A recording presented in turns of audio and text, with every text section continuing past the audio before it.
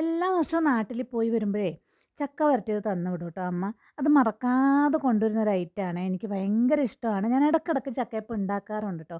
പക്ഷേ വാഴ ഇലയിൽ ഉണ്ടാക്കി കഴിക്കാൻ പറ്റാറില്ല. കാരണം ഇവിടെ വാഴ ഇല കിട്ടാൻ കുറച്ച് പാടാണല്ലോ. അപ്പം വല്ലപ്പോഴും ഓണം വിഷുവൊക്കെ വരുമ്പോഴാണ് ഞങ്ങളിവിടെ വാഴയില മേടിക്കുന്നതും ആ സമയത്ത് തന്നെയാണ് കുറച്ച് അടയൊക്കെ ഉണ്ടാക്കി കഴിക്കുന്നത് കേട്ടോ. അല്ലെങ്കിൽ പിന്നെ എപ്പോഴെങ്കിലും മാർക്കറ്റിൽ മലയാളി സ്റ്റോറിലൊക്കെ പോകുന്ന സമയത്ത് കണ്ടാൽ മേടിക്കും. അപ്പോൾ ചക്കയപ്പം ഉണ്ടാക്കണം എന്ന് തോന്നുമ്പോൾ എപ്പോഴും സാധാരണ പോലെ ഉരുട്ടിയെടുത്തിട്ട് ഇഡ്ഡലി പാത്രത്തിലൊക്കെ വെച്ചിട്ടാണ് ഉണ്ടാക്കാറ്.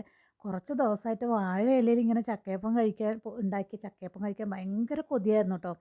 അങ്ങനെ എനിക്ക് പ്രതീക്ഷിക്കാതെ ഒരു 5, 6 വാഴയില കിട്ടി കേട്ടോ. താഴെ ഒരു പൂജ കഴിഞ്ഞപ്പോൾ അതിൻ്റെ ബാക്കി വന്ന ഇലയാണ്.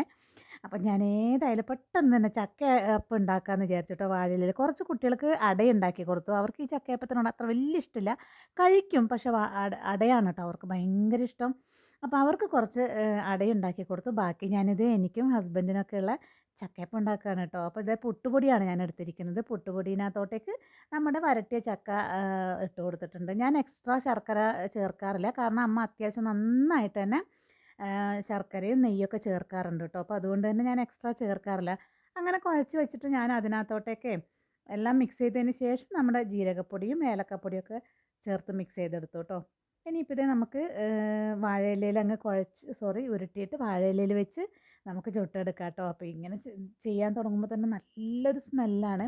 പിന്നെ ഇത്തവണത്തെ ചക്ക വരട്ടിയതിന് എന്തോ ഒരു പ്രത്യേകത എന്താണെന്ന് വെച്ച് കഴിഞ്ഞാൽ ചക്കയുടെ പീസുകൾ ചെറിയ ചെറിയ പീസുകളുണ്ട് കേട്ടോ. അതിനി അമ്മ പർപ്പസ്ലി അങ്ങനെ ആക്കിയതാണോ ഇനി അങ്ങനെ ആയിപ്പോയതാണോ എന്നറിയില്ല. പക്ഷേ ഭയങ്കര ടേസ്റ്റായിരുന്നു കേട്ടോ. ചക്കയപ്പത്തിൻ്റെ ഇടയിൽ ആ ഒരു ചക്ക പീസുകൾ ഇങ്ങനെ കടിക്കുമ്പോൾ ശരിക്കും ഫ്രഷ് ചക്ക കഴിക്കുന്ന ആ ഒരു ടേസ്റ്റ് ഉണ്ടായിരുന്നു കേട്ടോ.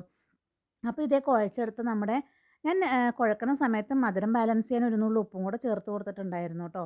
പിന്നെ എക്സ്ട്രാ കുറച്ച് നെയ്യ് ചേർക്കണം എന്നുണ്ടായിരുന്നു. സത്യം പറഞ്ഞു കഴിഞ്ഞാൽ അത് മറന്നു പോയതാണ്. അങ്ങനെ അതും കൂടെ ചേർക്കുമ്പോൾ കുറച്ചും കൂടി ടേസ്റ്റ് ആണല്ലോ.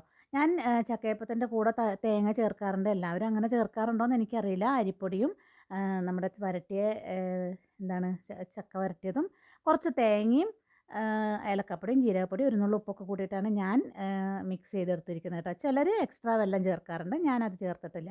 പിന്നെ ഇത് വാഴയിലയിൽ അങ്ങ് പൊതിഞ്ഞ് ഇഡ്ഡലി പാത്രത്തിൽ വെച്ച് ഒരു 15 മിനിറ്റ് ആവി കയറ്റിയെടുത്ത് അത് തുറക്കുമ്പോൾ ഉള്ളൊരു സ്മെല്ലേ അത് പിന്നെ ഞാൻ പ്രത്യേകിച്ച് പറയേണ്ട ആവശ്യമില്ലല്ലോ നമ്മൾ മലയാളികളോടല്ലേ. അപ്പോൾ എന്തായാലും നമ്മുടെ ചക്കയപ്പം ഇവിടെ റെഡി ആയിട്ടുണ്ട് കേട്ടോ. സത്യം പറഞ്ഞാൽ ചക്കയപ്പം ഇടയ്ക്കിടയ്ക്ക് കഴിക്കാറുണ്ടെങ്കിലും ഈ വാഴ ഇലയിലുള്ള ചക്കയപ്പം ഞാൻ കഴിച്ചിട്ട് ഒരുപാട് നാളായിട്ടോ. അപ്പോൾ എന്തായാലും ഇന്ന് ഭയങ്കര ശരിക്കും പറഞ്ഞാൽ ഒരു ആക്രാന്തത്തോടു കൂടിയാണ് കേട്ടോ ഞാനിപ്പോൾ ഇത് കഴിക്കാനിരിക്കുന്നത്. നല്ല ചൂടാണ്, പൊള്ളിയിട്ട് വയ്യ. അപ്പോൾ ഇതേ നമ്മുടെ ചക്കയപ്പം ഞാൻ പറഞ്ഞതുപോലെ ഇത് ചക്കയുടെ ചെറിയ ചെറിയ പീസുകളൊക്കെ ഇതിനകത്തുണ്ട് കേട്ടോ. കടിക്കുമ്പം നല്ല ടേസ്റ്റ് ഉണ്ട്. ആ ചവക്കുമ്പോൾ അടക്ക ചക്കയുടെ പീസുകളൊക്കെ കിട്ടുമ്പോൾ നല്ലൊരു ടേസ്റ്റ് ഉണ്ട് കേട്ടോ. അപ്പം എന്തായാലും കുറേ നാളത്തെ ഒരാഗ്രഹമായിരുന്നു വാഴ ഇലയിൽ വേവിച്ചെടുത്ത നമ്മുടെ ചക്കയപ്പം കഴിക്കാൻ. അപ്പോൾ എന്തായാലും അടിപൊളി സംഭവമാണ് കേട്ടോ.